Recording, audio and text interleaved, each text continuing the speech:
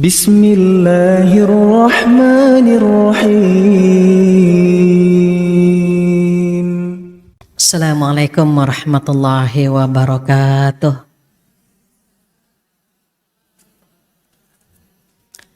Bismillahirrahmanirrahim. Alhamdulillahi rabbil alamin.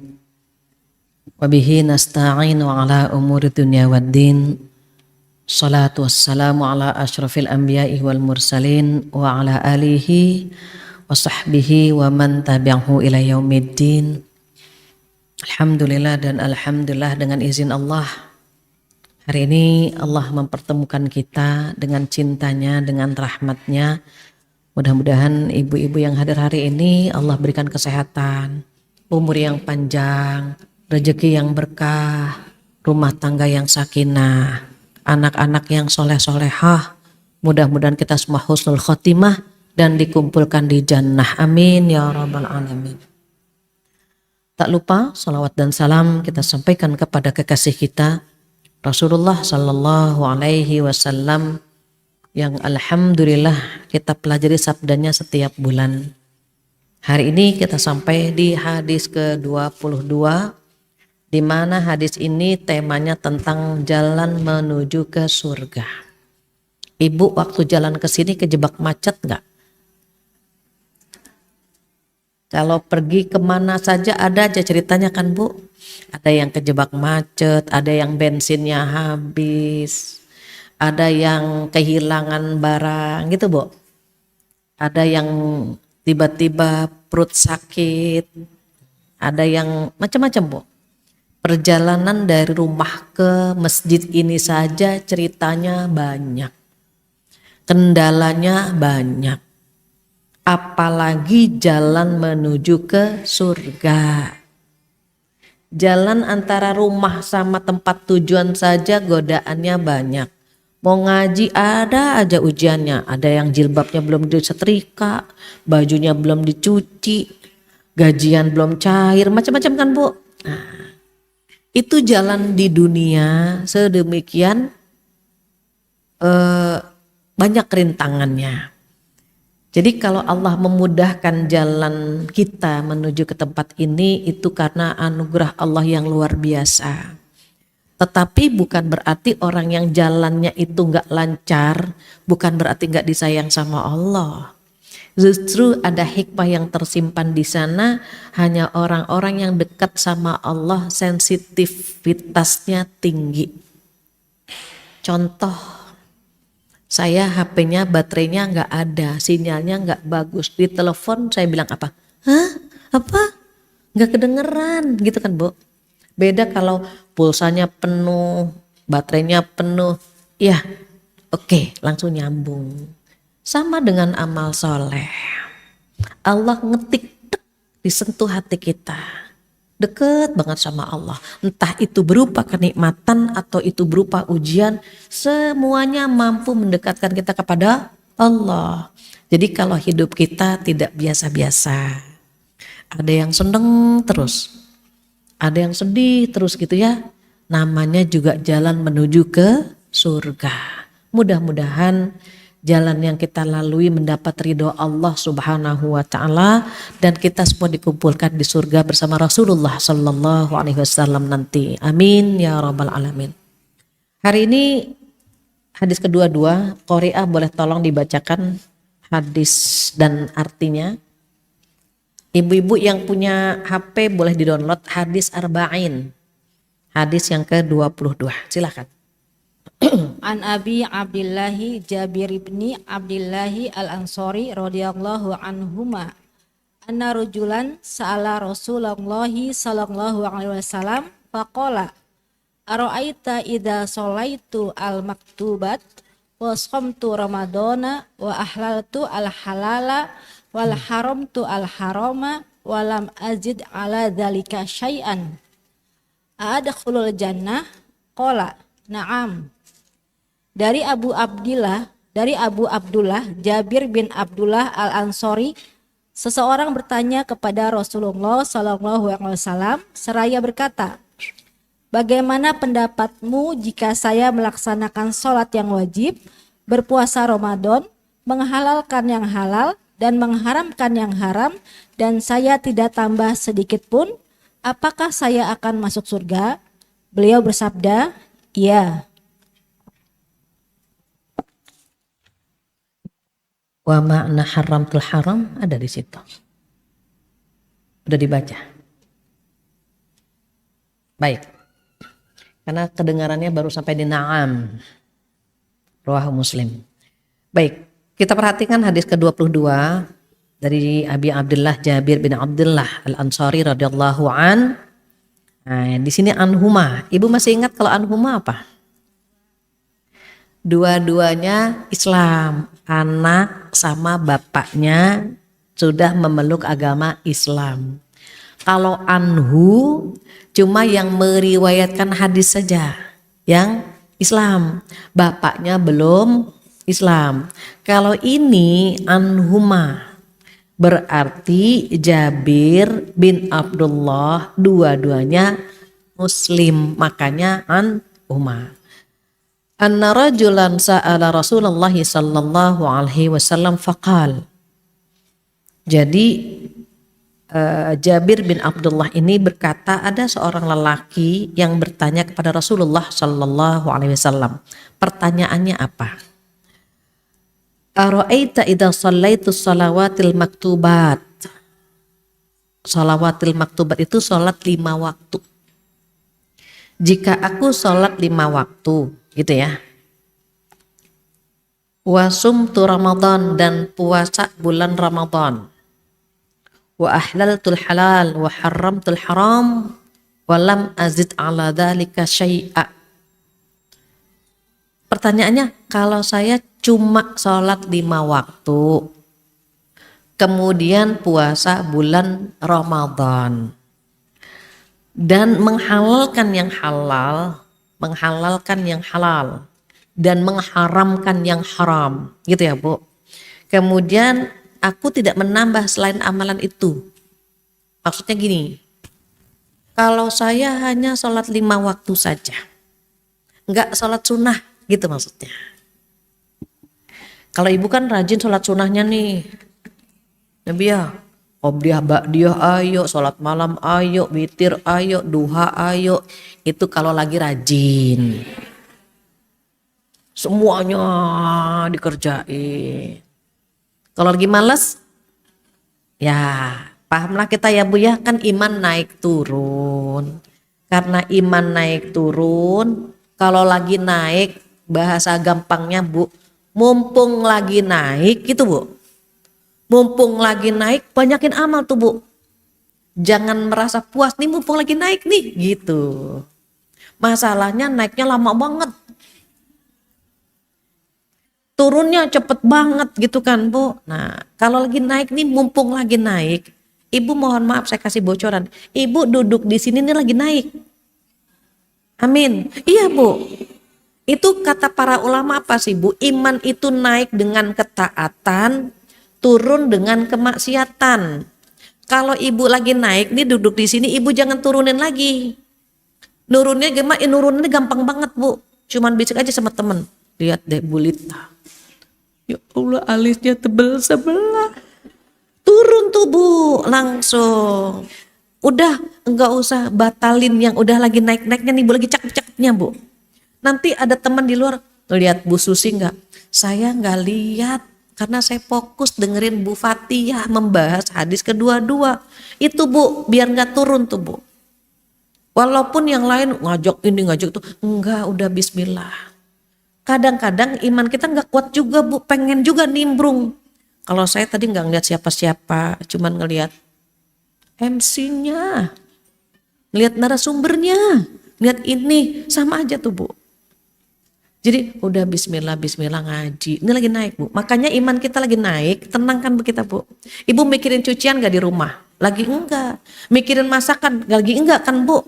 Coba kalau kita pulang lagi, mulai tuh Bu di sini kepikiran anak, masakan gitu kan Bu.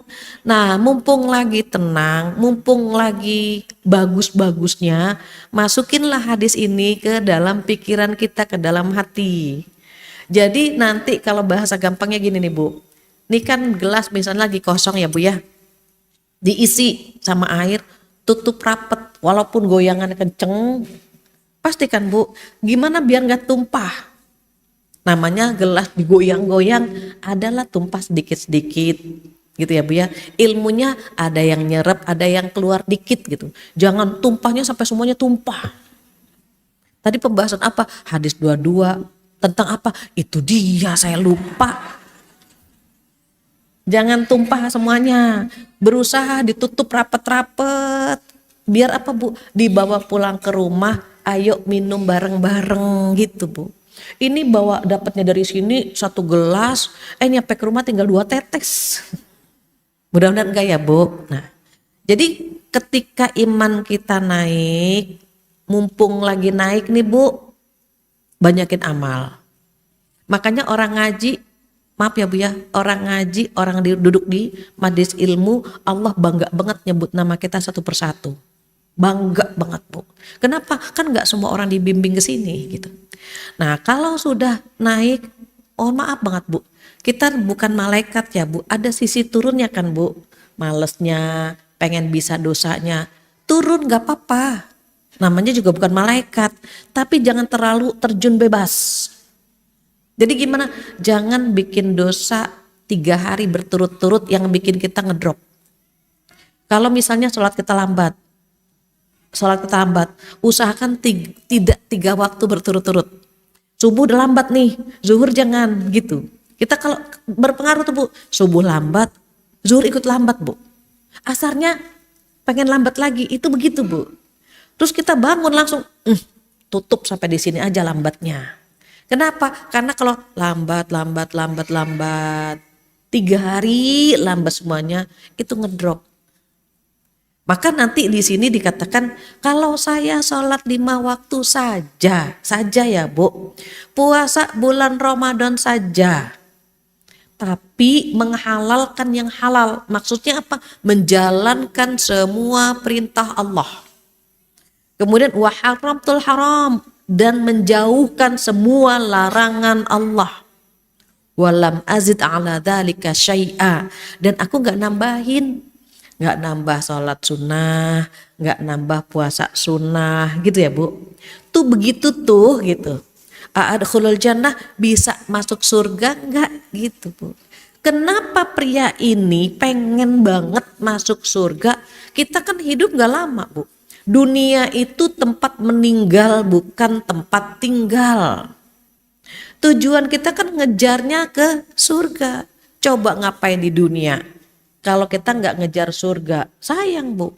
Maka nanti kita perhatikan di dalam Al-Quran ada surat Al-Imran ayat 133. Kita disuruh ngejar 2 hal.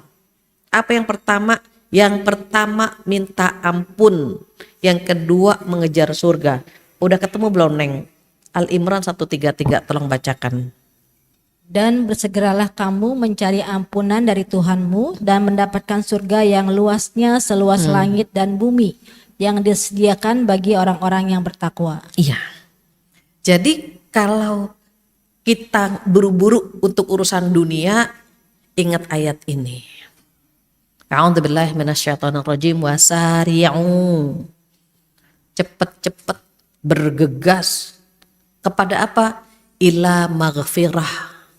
Nih nomor 1, kalau bikin dosa cepat minta ampun. Dosa kecil dengan istighfar, dosa besar dengan taubat. Jadi yang pertama cepet-cepet, jangan nunda Ibu. Allah itu menunggu taubat kita, menunggu istighfar kita setiap saat.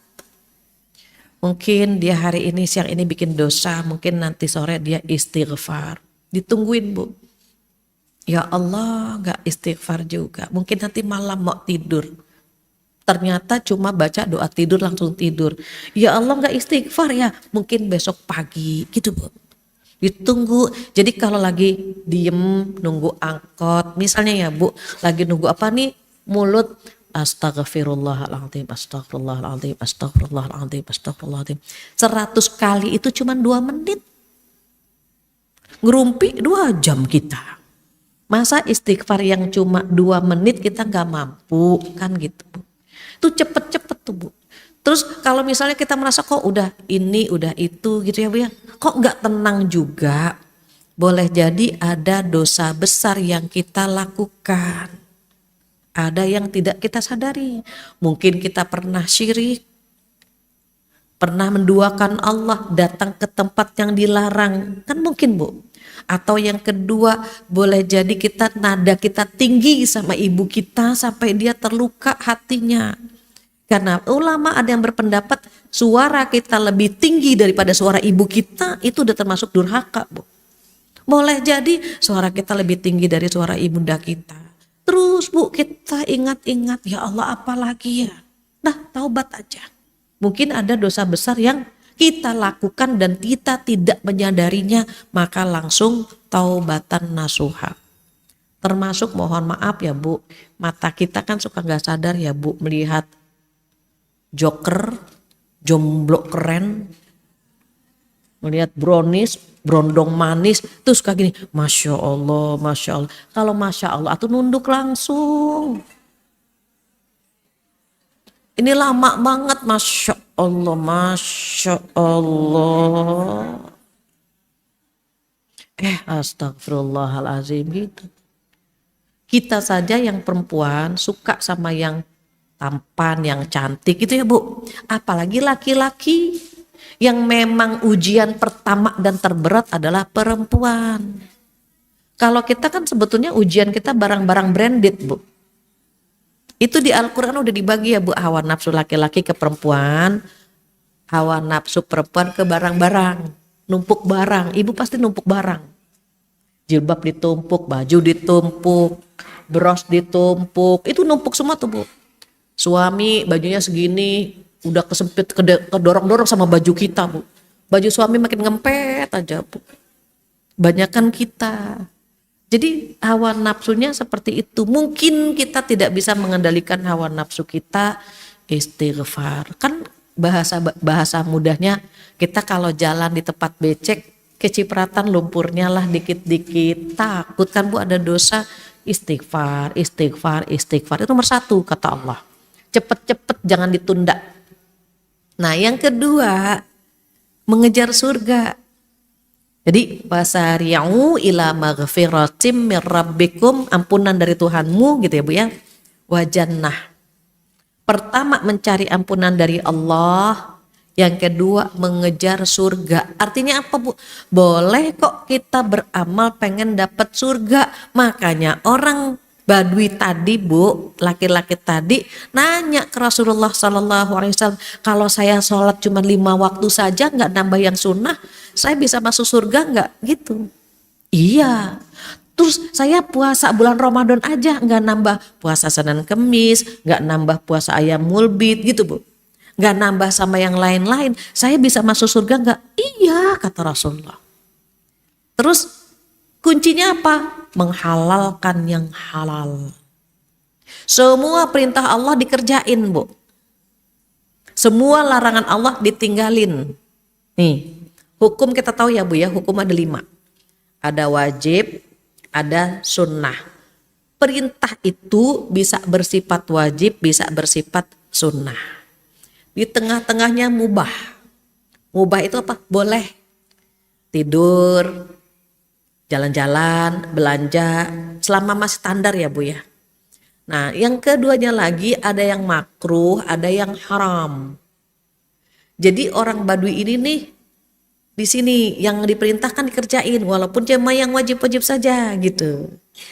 Nah yang dilarang Bu itu ditinggalin, yang haram nih Bu nih. Nah kalau dia kan polos Bu, bertanyanya apa adanya. Masalahnya kalau kita masih melakukan yang dilarang gitu kan Bu. Ngerumpi dilarang kan Bu. Masih ngerjain gak? Wah kalau gak ngerumpi sariawan kita Bu. Istighfar tuh Bu tuh. Bukan berarti boleh, gak boleh itu Bu. Gimana kita gak defisit, yang dilarang masih kita kerjakan. Beda sama yang pria Badui tadi. Udah gak ngerjain yang dilarang, yang diperintah sudah dikerjakan semua. Kita sholat betul, ini kan yang disebutkan sholat ya Bu. Jadi pertanyaan orang yang merindukan surga itu berbeda, Bu. Memang pengen masuk surga gitu. Jadi kalau begitu doang tuh gitu bahasa mudahnya, itu bisa masuk surga nggak sih? Bisa, kata Rasulullah. Jadi kalau misalnya kita benar-benar ingin masuk surga, ini kan surga luasnya seluas langit dan bumi ya Bu. Luasnya surga seluas langit dan bumi. Lantai satu sama lantai berikutnya itu seperti kita melihat bintang. Luas nggak Bu? Makanya kalau ini memotivasi aja. Kalau ada cerita orang baik-baik, dia itu melihat temannya, saudaranya yang lebih baik, dia melihat ke atas tuh Bu, seperti melihat bintang. Itu yang di atas pun bisa melihat ke bawah. Yang kita takutkan gini Bu, teman-teman kita di lantai atas, terus dia babai-babai sama kita, ibu kenapa di bawah gitu Bu, kok dia bisa di atas ya? Boleh jadi dia punya ibadah rahasia yang kita nggak punya. Nanti di hari kiamat ada 3 model orang nyesel. Yang pertama yang menyesal adalah orang-orang non-muslim yang tidak pernah menyembah Allah, kemudian dimasukkan ke dalam neraka selama-lamanya. Kata siapa? Kata Allah di surat Al-Bayyinah. Orang kafir, baik dari ahlul kitab maupun orang musyrik, mereka akan di neraka selama-lamanya. Kalau tidak salah itu di surat Al-Bayyinah ayat 6. Takutnya itu dari mana dalilnya gitu ya. Tolong di ini yang dibantu bacakan artinya. Sungguh orang-orang yang kafir dari golongan ahli kitab dan orang-orang musyrik akan masuk ke neraka jahanam. Iya. Mereka kekal di dalamnya selama-lamanya. Mereka itu adalah sejahat-jahat makhluk. Syarrul bariyah, syar itu seburuk-buruk, sejahat-jahat, sejelek-jeleknya manusia itu dikatakan syarrul bariyah. Siapa mereka? Kata Allah, innal ladzina kafaru min ahlil kitabi wal musyrikin fi nari jahannam. Orang-orang kafir baik dari ahlul kitab. Siapa ahlul kitab? Yahudi, Nasrani. Dan orang-orang musyrik. Siapa orang musyrik? Yang menyembah selain Allah. Jadi kalau ahlul kitab kan Yahudi, Nasrani ini Bu. Selebihnya itu yang tidak menyembah Allah masuknya ke dalam golongan orang musyrik gitu. Terus mereka tempatnya di mana? Di neraka jahanam khalidina fiha. Kekal Ibu. Nyesel nggak Bu dia? Nyesel nanti di hari kiamat. Mereka akan bilang apa? Ya Allah, kenapa dulu aku tidak menyembah Allah? Sehingga tempatku di neraka selama-lamanya. Karena kata Allah, khalidina fiha, kekal Ibu. Mereka tidak merasakan sesuatu yang bikin mereka nyaman. Di neraka gimana Bu? Kasurnya api, selimutnya api, bantalnya api, minumannya air mendidih, makannya nanah dan darah. Itu digambarkan tuh Bu di dalam Al-Quran. Terus mereka nyesel gak? Nyesel bukannya tidak akan pernah keluar dari api neraka selama-lamanya. Udah di neraka. Nyeselnya luar biasa, itu nomor 1. Yang kedua, orang yang dosanya banyak. Kalau dosanya banyak otomatis di nerakanya lama kan Bu. Nih misalnya contoh. Ini tisu ini gambaran pakaian. Kalau pakaiannya bersih, dicelupnya sebentar kan Bu. Celing. Oh udah bersih gitu kan Bu. Udah langsung masuk ke lemari. Ada yang the kill of the kumel. Ya Allah, nodanya celup gak hilang juga. Diinjak-injak, disikat, pakai pemutih gitu kan Bu. Rendem lagi. Lama gak Bu rendemnya? Lama. Makanya kalau kita dipinjamkan jiwa sama Allah Bu, jangan dinodai. Ini pinjaman loh Bu, nyawa kita pinjaman. Saya pernah buat ilustrasi, orang dipinjamkan nyawa seperti orang dipinjamkan pakaian. Ini contoh saja. Ada golongan nomor 1 dipinjamin pakaian, belum sempat dipakai. Terus pemiliknya minta, Bu, pakaian yang kemarin saya pinjemin mana? Oh iya, belum sempat saya pakai, dikembalikan. Seneng gak Bu? Yang punya seneng dong, belum dipakai kok masih bersih gitu. Nah yang kedua dipinjemin baju, minta 3 ya tisunya. Yang kedua dipinjemin baju. Terus dipakai, dikotorin. Tapi dia tahu ini baju pinjaman. Maka langsung cepat-cepat di laundry sebelum diminta sama pemilik. Dicuci di laundry. Terus digantung. Nanya, Bu, yang baju kemarin yang saya pinjemin mana? Oh iya, udah saya laundry. Dikembalikan kan Bu? Ini nomor 2. Yang paling parah yang nomor 3. Dipinjemin baju, dikotorin, kancingnya pada copot, mutenya pada copot, hancur nih baju nih. Pas yang punya datang, Ibu yang baju kemarin buat kondangan saya pinjemin mana? Ya Allah, saya belum laundry. Maaf ya pada sobek-sobek, kancingnya copot, mutenya pada gelinding semua kemana-mana. Ibu yang punya kesel nggak Bu? Kesel kan Bu? Ini perumpamaan kita dipinjamkan nyawa. Yang pertama belum dipakai itu adalah anak-anak yang meninggal sebelum balik, udah meninggal Ibu. Ibu kalau punya anak keguguran, Ibu ya punya anak meninggal belum balik, ini nih Bu nih diambil sama Allah udah nunggu kita di surga Ibu. Nanti dia akan bilang, Mama, aku anaknya Mama yang waktu itu meninggal umur sekian. Lagi aku anaknya Mama yang waktu itu keguguran, Mama inget gak? Ketika di surga dia menjadi pria tampan yang nyambut kita kalau kita ikhlas Ibu. Dia udah nunggu di surga nih Bu. Kenapa? Waktu diambil sama Allah dia belum balik, belum ternoda sama sekali. Ini nomor 1 Bu. Yang kedua siapa? Kita nih Bu. Dipinjemin jiwa, dipinjemin pakaian sama Allah, tapi kita tahu kan Bu, ya Allah barusan ngerumpi lagi, istighfar lagi, celup lagi, cuci lagi, siapin lagi, ada teman lagi, pakai lagi, kita pakai lagi, tapi kan kita sadar ini pinjaman Ibu, nyawa ini pinjaman. Jangan sampai nanti kembali kepada Allah belum sempat dibersihin.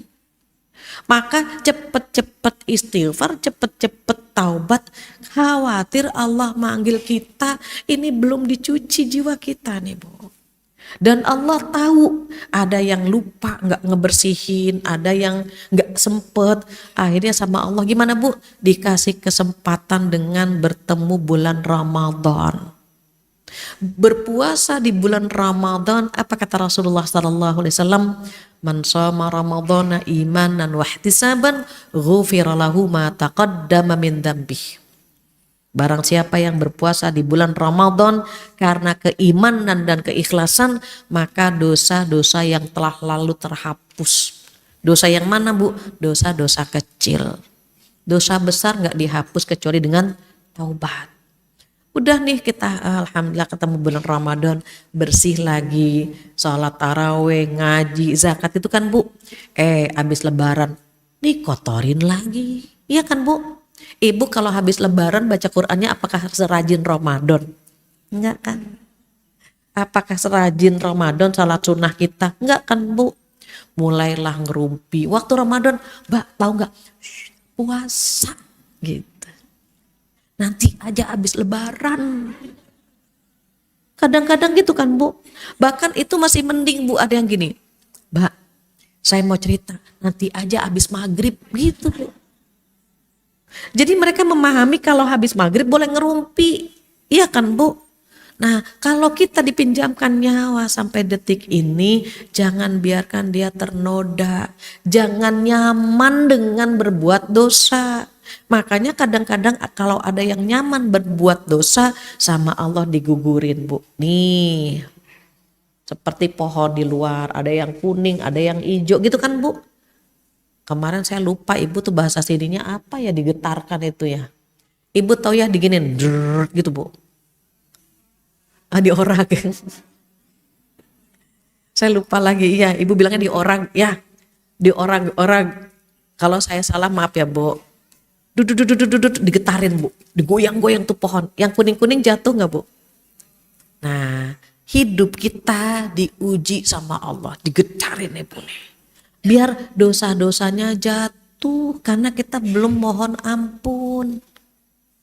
Atau Allah mau menaikkan derajat kita digetar, diorak-orak sampai kita tuh, ya Allah hujannya berat banget sih ya Allah, gitu kan Bu. Kita pernah sedih kan Bu? Pernah sedih, pernah pengen nangis tanpa sebab, pernah cemas, pernah galau, pernah ketakutan, pernah insecure, macam-macam. Semua rasa yang gak nyaman di sini nih Bu, itu menggugurkan dosa. Kenapa? Karena kita dosanya banyak, sama Allah digugurkan dengan dikasih ujian, tiba-tiba kepala pusing, tiba-tiba lutut nyeri. Makanya kalau ada yang duduk gemeter, itu suka astagfirullah. Mulai kan Bu, gitu. Kepala pusing, macam-macam kan Bu. Nih digetarin sama Allah, gitu. Kenapa? Biar gugur dosanya. Alhamdulillah kalau sempat digugurkan, kan masuk ke dalam surga Bu. Yang repot yang ketiga nih Bu. Bikin dosa, dia korupsi, dia membunuh, dia berzina, dia memfitnah. Nanti ada hitung-hitungannya tuh di hari kiamat. Jangan ngiri dengan orang kaya yang mendapatkannya dengan cara yang haram. Jangan ngiri dengan orang kaya yang ketika dikasih kenikmatan gak pernah sholat. Gak usah ngiri. Jamaah saya ada yang bertanya begini, Bu Fatia, saya punya tetangga nggak pernah sholat, tapi ya Allah Bu, hidupnya enak banget, anaknya sehat, suaminya sayang. Saya yang sholat jungkir balik setiap hari Bu, dikasih ujian gak berhenti-berhenti ya Allah Bu. Jangan gini sama mereka. Kenapa? Khawatir ketika mereka dikasih kenikmatan dan gak pernah ingat sama Allah, namanya istidraj. Apa istidraj? Diulur-ulur sama Allah. Ibu pernah lihat orang mancing lindung gak? Orang mancing lindung kan diulur Bu. Ulur gitu kan Bu. Makanannya diulur lagi gitu Bu. Nanti kalau udah dimakan, ditarik, dibanting. Kita gak mau kan Bu, di istidrojin gak mau. Bahasa gampangnya dilulu, dibiarin gitu. Contoh. Katanya ibu-ibu kalau nggak pakai contoh kan ngambang ya Bu ya. Contoh gini, ada anak bilang gini, Mama aku mau es krim, karena anak ini nurut gitu Bu. Karena anak ini sayang sama kita akan bilang, boleh nggak? Boleh Nak, kamu mau yang mana es krimnya? Yang mau rasa apa Nak? Ambil, enak kan Bu disayang. Nah yang satunya lagi, anak nih gak nurut, membangkang. Kadang-kadang disuruh ini, disuruh itu gak mau, nyakitin juga. Udah tahu pilek minta es. Kira-kira kita marah gak ngasihnya? Gak usah, beliin gak gitu. Tuh makan, bisa dipahami kan Bu? Udah tahu pilek gak nurut, tuh makan tuh es krim. Enakan mana dikasih dengan pertama, yang mana Nak? Atau makan tuh es krim, pilek-pilek rasain, enakan mana Bu? Enakan yang pertama kan Bu. Allah ngasih kenikmatan sama hamba yang disayang tuh begitu. Ya Allah aku pengen ini, nanti akan aku kabulkan. Ya Allah aku pengen begitu, jangan yang itu ya, itu membahayakanmu, aku gak kasih ya, takut nanti kamu begini. Tapi kitanya suka ngeyel, tapi aku mau yang itu ya Allah, jangan. Nanti ya, kalau kita tahu Bu bagaimana Allah sayang sama kita, ngelindungin kita akan nangis Ibu. Allah tuh sayang banget ya, kita minta yang berbahaya gak dikasih. Sayangnya kita suka sok tahu, itu tuh yang terbaik, bukan kata Allah, bukan yang terbaik. Makanya kalau ada doa kita yang belum terkabul, karena Allah tahu itu tidak cocok buat kita. Itu boleh jadi akan membahayakan kita. Cuma kadang-kadang kita suka ngeyel, ya Allah udah minta gak dikasih-kasih, ya Allah udah lama banget. Iya kan Bu? Nah kalau orang yang istidraj, jauh dari Allah tapi dikasih kenikmatan terus. Semakin jauh dari Allah dikasih kenikmatan lagi. Dia gak pernah bersyukur kepada Allah. Jangan pernah ngiri sama yang begini nih Bu. Ngirinya sama yang mana? Yang selalu dekat dengan Allah. Jangan ngiri kalau dikasih kenikmatan tapi dia jauh, gak usah ngiri. Kenapa? Jamaah saya banyak yang bertanya begitu. Kenapa dia nggak pernah sholat tapi dikasih kenikmatan? Nggak perlu ngiri, Ibu. Khawatir itu yang namanya istidroj. Nggak apa-apa kita dikasih rejeki pas-pasan. Pas mau beli rumah ada, pas mau beli mobil ada. Amin. Jadi ini yang dimaksud oleh penanya. Pengen banget dapat surga tuh begitu aja udah cukup belum? Cukup. Tetapi tadi Bu, dia menjalankan perintah Allah dan meninggalkan larangan Allah. Kalau kita kan masih suka meninggalkan perintah, masih suka ngerjain yang dilarang. Jadi gimana gini? Contoh lagi, ibu makan nasi 2 piring, makan nasi 2 piring, kenyang nggak? Oh kenyang banget ya. Cuma nasinya saja, nggak ada lauknya, udah kenyang kan Bu? Kenyang. Tapi lebih enak lagi kan kalau ada ayam goreng, ada sayurnya, ada sambel, ada lalapan gitu kan Bu? Nah kalau cuma sholat 5 waktu sebetulnya udah cukup. Tetapi pertanyaannya, apakah sholat waktu kita ini diterima oleh Allah 100% gitu Bu? Karena kita nggak yakin sholat kita diterima 100%, kita perlu nambah dengan yang sunnah-sunnah lah gitu. Ya duha, ya qobliyah ba'diyah gitu Bu. Sama seperti orang makan, nasi saja sudah bikin kita kenyang, tapi kan nggak enak. Perlu ada lauknya, ada sayurnya, ada lalap, ada sambel. Sama halnya kita makan donat. Donat polos udah enak, tapi kan kita butuh toppingnya. Toppingnya ada yang gula, ada yang coklat gitu kan Bu. Ada yang seres dan seterusnya. Dirasakannya kan lebih enak kan Bu. Ibadah tuh begitu. Kita kalau pengen nambah dengan yang sunnah-sunnah itu karena kita khawatir Bu. Yang wajib itu kita nggak diterima semua gitu. Apalagi kita masih senang sama dosa, masih kadang-kadang lalai, diperintah sama Allah sholat, kita masih bilang nantilah Allah tahu kok, makan aja dulu gitu. Sholat masih ditunda, zakat masih ditunda, puasa aja kita ada yang belum bayar kodok kan. Jadi diusahakan yang belum bayar kodok puasa tunaikan cepat. Kenapa di sini yang disebut sholat sama puasa? Karena sholat tiangnya agama. Puasa bentengnya kita dari api neraka. Nanti detailnya itu akan ada di hadis setelah ini Bu. Kita kan nih hadis ke berapa sekarang? 22. Kedua, 3. Detailnya akan ada di hadis 23. Makanya to be continue, rajin-rajin ngaji gitu. Biar kita tahu, oh maksudnya ini, oh maksudnya itu gitu ya Bu ya. Jadi jangan pernah puas dengan amalan wajib karena khawatir tidak semua yang kita lakukan diterima oleh Allah Subhanahu wa Ta'ala. Terakhir Bu, terkait kenapa sih yang disebutkan salat dengan puasa gitu ya Bu ya. Sholat itu tiangnya agama. Gini, nih masjid kan kokoh banget nih Bu. Karena tiangnya kokoh, gitu Bu. Karena tiangnya kokoh. Saya buat ilustrasi saja. Rukun Islam ada berapa Bu? 5. Rukun Islam 5. Saya dengar ada yang 6. Takut ketuker. Iman sama Islam beda ya Bu.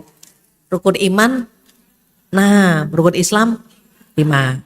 Kita buat simulasi rumah. Kalau kita mau bangun rumah, itu perlu cakar kan Bu? Cakar. Nah cakarnya itu syahadat. Makanya dia di dalam kan Bu? Cakar nongol nggak Bu? Enggak. Syahadat itu di lisan dan di hati. Jadi cakarnya itu kita dibangun duluan. Biar kuat. Cakarnya baru tiang-tiangnya. Tiangnya ini sholat. Kalau tiangnya kokoh, angin datang dia tetap berdiri Bu. Kenapa? Tiangnya kuat. Maka kalau orang mengucapkan syahadat itu seperti pondasi, sholatnya bagus, dia akan kuat imannya. Diuji tetap gitu. Kan ada yang diuji dikit lepas jilbab. Diuji lagi pakai tank top. Diuji lagi pakai gitu kan Bu. Dan saya melihat teman-teman ada ya Bu, teman-teman kita, saudara-saudara kita yang diuji, kita nggak pernah tahu ujian dia memang seberat apa. Tapi kenapa harus lepas jilbab? Kenapa ada gitu? Jadi akhirnya saya lihat dia, loh kok dia udah nggak pakai jilbab ya? Kalau masih sopan, kan dia merasa malu kan Bu gitu. Tapi ketika saya lihat, karena kita sama-sama follow, dia follow saya follow back juga gitu. Bertemanlah kita di Instagram. Pas suatu hari dia lagi senam Bu. Senam. Ibu tuh kan baju senam, posisi bodinya kan body goalsnya tuh kelihatan semuanya ya Bu. Dan dia pede karena masih muda, beda sama kita. Pakai baju senam semuanya kelihatan tuh Bu, rumbe-rumbenya di badan gitu. Jadi saya bilang, loh kok dia sekarang udah gak pakai jilbab, kemudian kenapa dia pakai celana hot pants?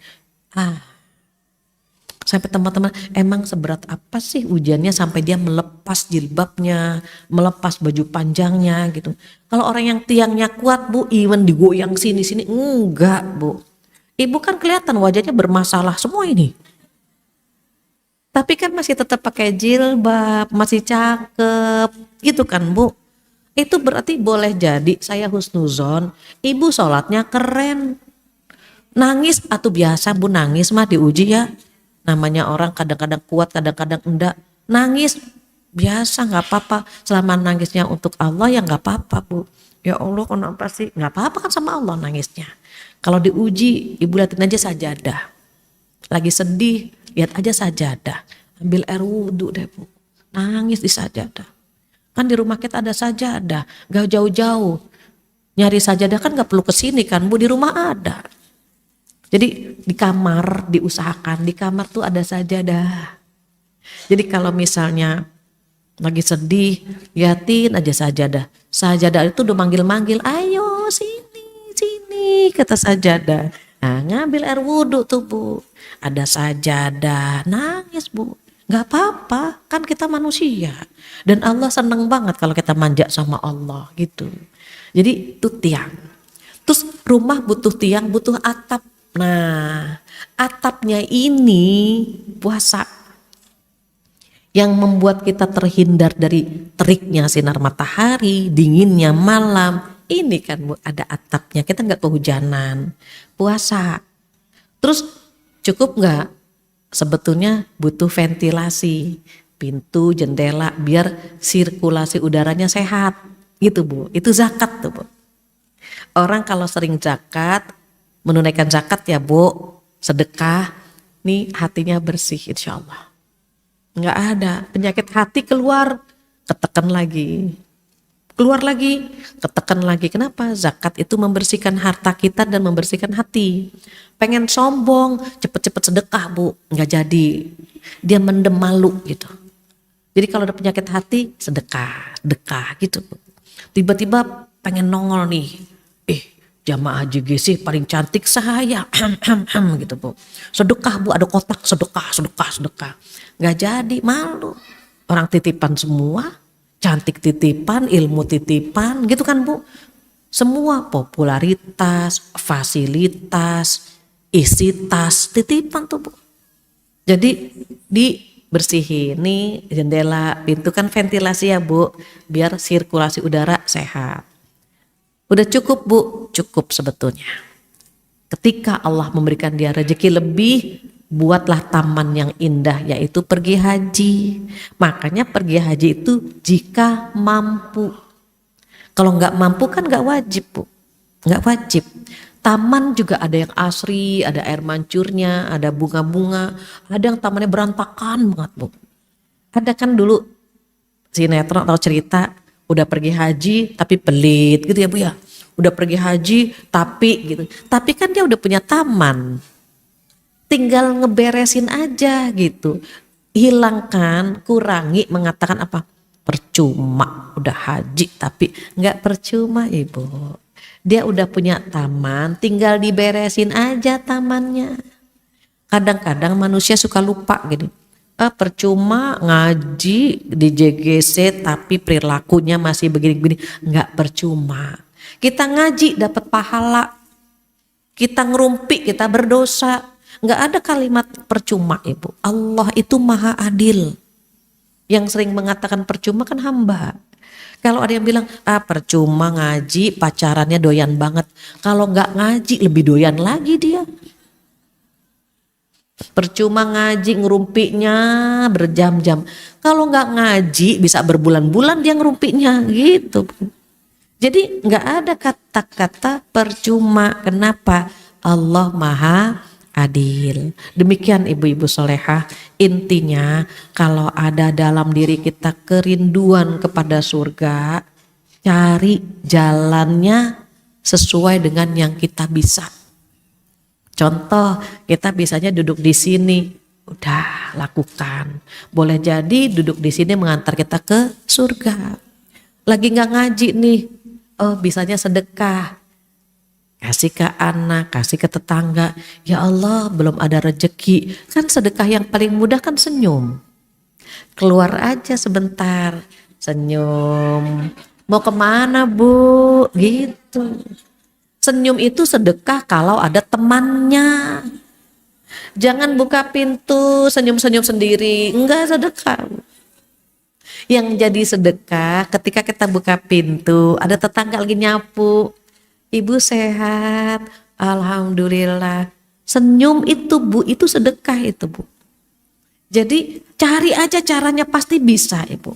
Bangun tidur, buka hordeng, alhamdulillah ya Allah. Bunga tumbuh, ada kucing lewat, alhamdulillah. Terus aja Bu, lewat caranya kita. 24 jam kalau kita ingat kita sedang bertransaksi dengan Allah Bu. Kita akan melakukan hari-hari, mengisi hari-hari dengan yang baik-baik semua. Suami masih tidur, ya Allah ngoroknya seksi banget. Selimutin. Boleh jadi nyelimutin suami itu yang ke surga. Kan gitu Bu. Apa kata Rasulullah? Jangan menganggap kebaikan ya, jangan meremehkan kebaikan sekecil apapun. Boleh jadi itu yang memasukkan kita ke dalam surga, walaupun dengan, nah itu disebutkan, ada yang dengan mengantarkan sayuran ya Bu ya, kita makan daging cuma kuahnya dapet ya udah pahala, tapi kalau bagus ada dagingnya sih Bu, jangan kuahnya aja kita ngasih. Itu sebuah ungkapan di mana gitu maksudnya, even cuma kuahnya aja itu dapat pahala gitu. Jadi nggak ada alasan ya Bu untuk tidak melakukan kebaikan di sisa umur kita. Wallahu a'lam bishawab. Nggak terasa jam 11:03. Ibu ada mau ditanyakan, ditambahkan atau dikurangi? Saya kembalikan lagi kepada MC kondang kita, silakan. Silakan yang mau bertanya, 2 orang dulu. Satu lagi yang mana? Bisa maju Bu. Maaf. Langsung aja Bu.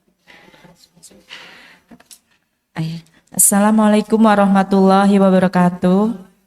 Salam.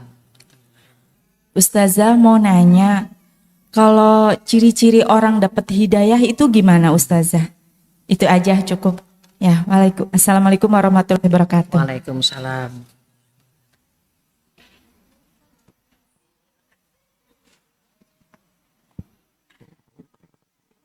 Ada lagi lanjut?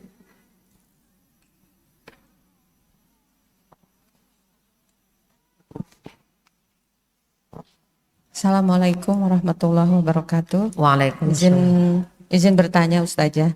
Tadi kita di sisa umur kita sebaiknya atau seharusnya kita banyak berbuat kebaikan. Ada pertanyaan, bagaimana jika seseorang sudah ditinggalkan oleh suaminya, mempunyai orang tua yang sudah uzur, dan mempunyai anak gadis yang belum menikah. Mana yang harus kita dahulukan? Apakah orang tua kita yang sudah uzur Ustazah di kampung itu ya, ataukah anak gadis kita yang memang menjadi tanggung jawab kita setelah suami tidak ada. Demikian Ustazah, semoga sehat-sehat selalu. Amin. Baik. Makasih. Terakhir, biar ganjil 3 orang. Satu lagi dari belakang ya. Silakan yang dari belakang. Oh enggak ada. Silakan Ibu. Assalamualaikum warahmatullahi wabarakatuh. Waalaikumsalam warahmatullahi wabarakatuh. Saya Di mau mana ya? Oh, di depan. Katanya tadi di belakang, nggak jadi ke belakang. Yang mau saya tanyakan, bagaimana cara agar sholat bisa khusyuk dan tidak memikirkan hal-hal lain. Terima kasih. Baik. Ya, cukup 3 ya. Yang pertama terkait dengan ciri-ciri orang mendapatkan hidayah. Gini. Hidayah itu hak prerogatif Allah. Cuma Allah yang bisa ngasih hidayah. Rasulullah Shallallahu Alaihi Wasallam pengen banget pamannya masuk Islam. Terus masuk Islam nggak Bu Abu Thalib? Artinya apa? Jujur, hidayah itu, yakinkan diri, hidayah itu milik Allah. Sekaliber Rasulullah Shallallahu Alaihi Wasallam saja tidak bisa ngasih hidayah, apalagi kita. Namun hidayah perlu dijemput. Kenapa kita meyakinkan bahwa hidayah milik Allah? Biar kita nggak putus asa ketika ngajak orang kepada kebaikan dia nggak ngikutin. Bisa dipahami? Kita nyuruh anak sholat, nyuruh pasangan sholat, nyuruh temen ngaji. Kan nggak semuanya ikutin kita yang kita mau kan Bu? Ya Allah, anak disuruh sholat susah, temen disuruh sholat susah gitu. Artinya apa? Kita nggak bisa ngasih hidayah sama mereka. Even kita teriak-teriak minta mereka begini. Kita punya teman deket banget, baik, udah nutup aurat, tapi nggak sholat. Itu bukti, ya Allah bener ya. Hidayah itu milik Allah. Walaupun kita orang terdekatnya, kita teman deketnya, kita yang sering ngobrol sama dia, tetap kita nggak bisa ngasih hidayah sama dia. Kita yakin akan apa? Ya Allah, jangankan kita, Nabi saja tidak bisa ngasih hidayah, apalagi kita gitu. Artinya apa? Serahkan sama Allah, itu nomor 1. Terus hidayah perlu dijemput, ya. Kalau pengen ngejemput hidayah, ketika ada keinginan berbuat baik, itu undangan dari Allah itu. Tapi kadang-kadang kita nggak punya kekuatan Bu. Contoh, kita dibangunkan, kita cuma ngintip jam berapa tuh, Mas jam 2:30 tidur lagi. Itu kan dikode sama Allah kan, bangun. Kadang-kadang kita bangun, kadang-kadang kita nggak bangun kan. Waktu kita bangun tuh Bu, itu hidayah. Tapi kadang-kadang kan kita enggak. Kata setannya, baru juga jam 3, tidur aja, ntar jam 4 atau gitu, bangun lagi. Ternyata enggak bangun Bu, sampai azan berkumandang. Pernah begitu kan? Artinya apa? Allah tuh ngundang kita ke pintu-pintu kebaikan, tapi enggak semua hati terbuka untuk memenuhi undangan itu. Duduk di sini Bu, undangan dari Allah. Tapi enggak semua orang kan bisa datang ke sini sama begitu. Makanya kadang-kadang mohon maaf kalau di Instagram saya suka posting acara di stories ya. Seringnya itu saya memposting di stories undangan pengajian. Karena ada yang begini, Bu Fathia kok nggak ngasih tahu kita kalau ada pengajian di sini gitu.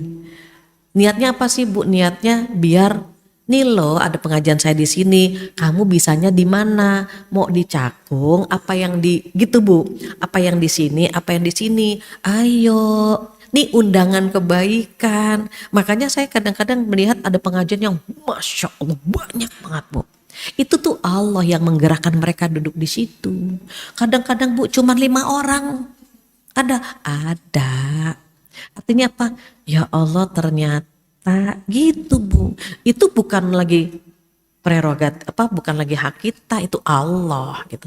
Sampai-sampai pernah di sebuah pengajian di masjid, naruh helm, naruh gitu kan Bu di luar. Pas hujan turun Bu, lari semua, saya sendirian Bu. Mereka yang menyelamatkan helmnya, yang menyelamatkan sepatunya. Saya bengong aja, refleks Bu. Ketika brrr gitu Bu ya, lari semuanya. Ini pada kemana? Saya bilang, ngambil sepatu. Artinya apa Bu? Di otak kita masih mikirin dunia kan berarti Bu gitu. Ya Allah, saya sampai bubarnya tuh kayak 1, 2, 3 gitu Bu. Hujan brrr gitu. Itu kayak anak ayam yang dibuka pintunya itu langsung nyari jalannya sendiri Bu. Yang menyelamatkan motornya, yang menyelamatkan helmnya, sepatunya gitu. Itu hal-hal seperti itu. Jadi Allah itu mengundang kita untuk berbuat kebaikan. Selalu, setiap saat. Kalau kita bangkit, bangun, ngikutin suara kebaikan itu hidayah. Masalahnya kadang-kadang kita nggak berdaya. Makanya ketika muadzin bilang, hayya 'alas shalah gitu ya Bu. Ayo kita sholat. Jawaban kita apa Bu? La haula wala quwata illa billah. Tidak ada daya dan tidak ada kekuatan kecuali dari Allah. Ada yang dikasih kekuatannya besar, langsung ngambil air wudhu, langsung sholat. Ada yang dikasih kekuatannya setengah. Ntar dulu lah kali ya Allah baru pulang ini dari JGC. Mana lapar lagi. Makan dulu, habis makan senderan, ketiduran. Kayak gitu kan Bu. Udah gitu Bu, sedihnya ya Bu, ada orang yang dikasih kekuatannya dikit banget.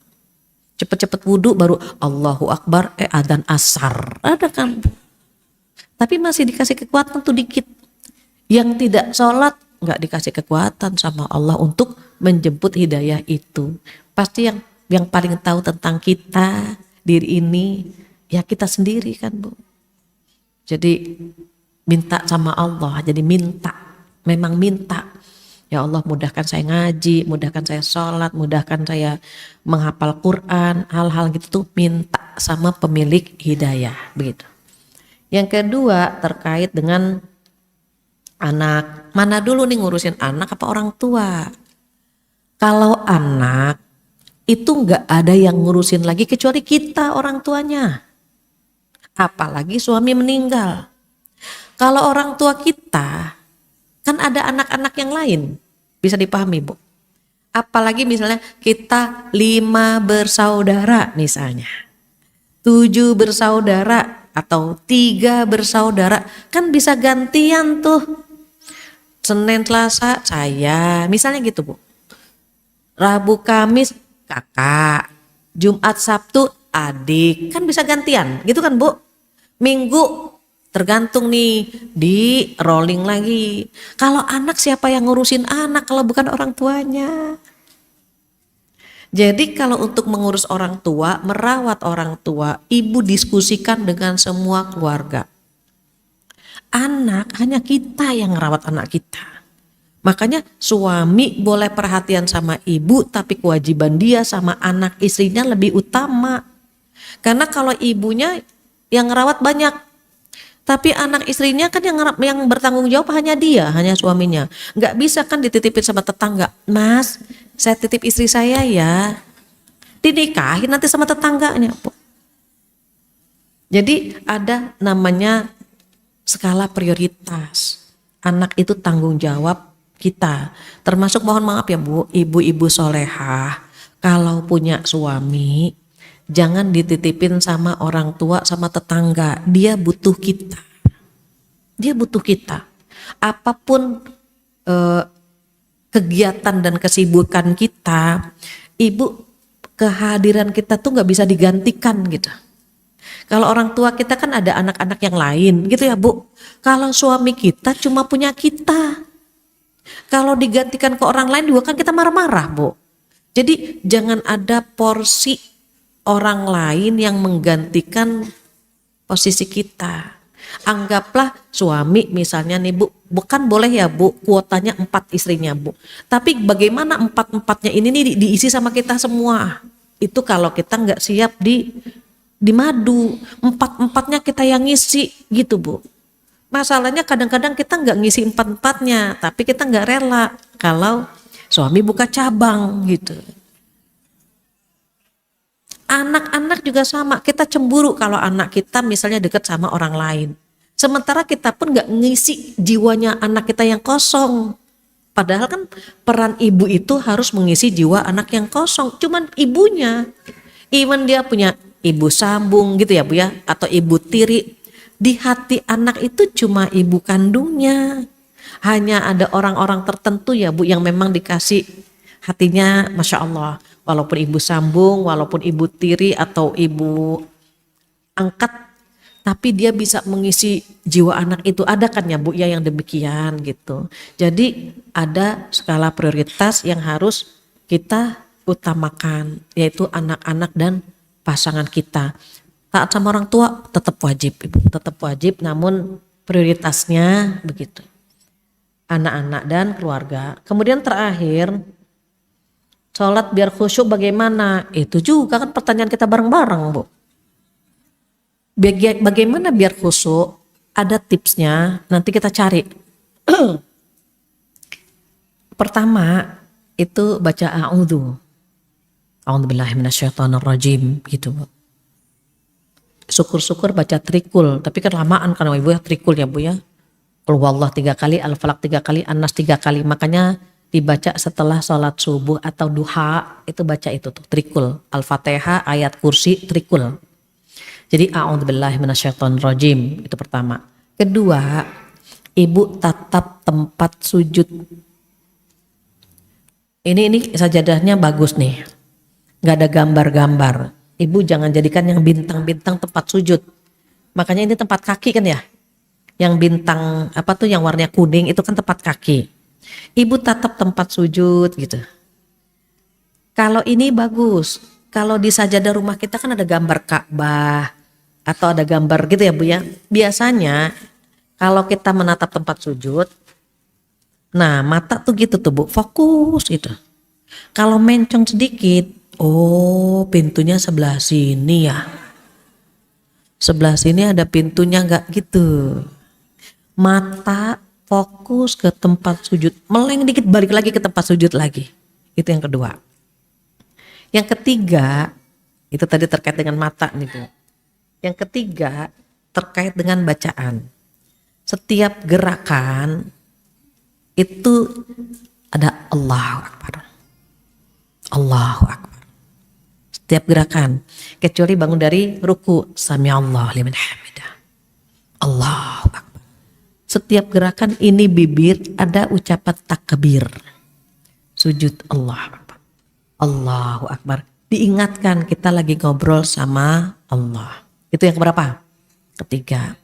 Sebetulnya ada belasan, tapi yang realistis bisa kita amalin ada beberapa lah. Yang keempat, Ibu suaranya itu didengerin ke telinga sendiri. Bukan telinga tetangga ya, telinga sendiri. Bismillahirrahmanirrahim. Alhamdulillah. Gitu.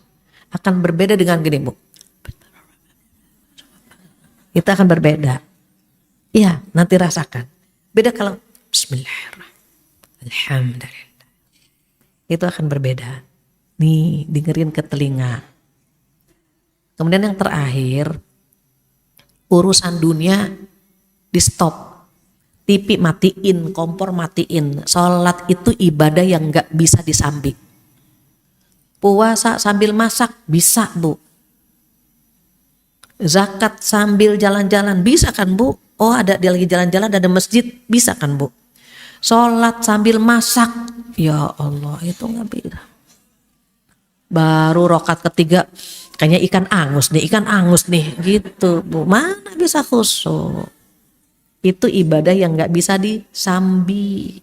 Jadi matikan TV, jangan nyambi sinetron gitu Bu. Nunggu sinetron sambil sholat, pas iklan dia wudhu.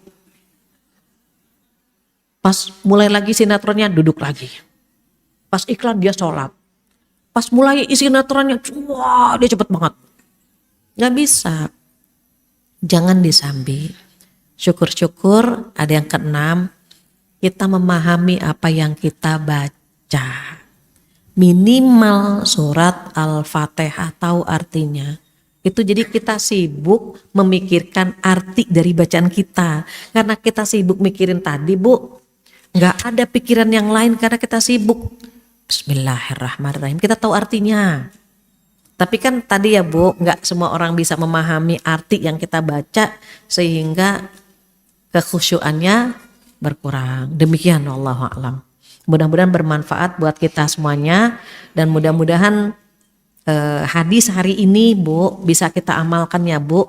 Belajar untuk meninggalkan hal-hal yang dilarang dan berusaha mengerjakan yang diperintah.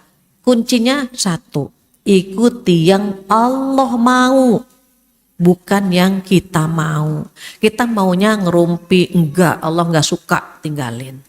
Kita maunya misalnya begini, lagi belajar kan Bu, belajar mengikuti apa yang Allah mau, bukan yang kita mau. Mudah-mudahan surga yang seluas langit dan bumi Allah sediakan buat kita semua yang hadir di sini, insya Allah, amin ya rabbal alamin.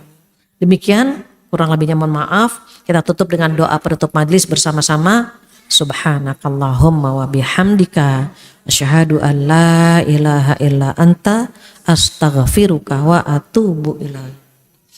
Wabillahi taufiq wal hidayah. Wassalamualaikum warahmatullahi wabarakatuh.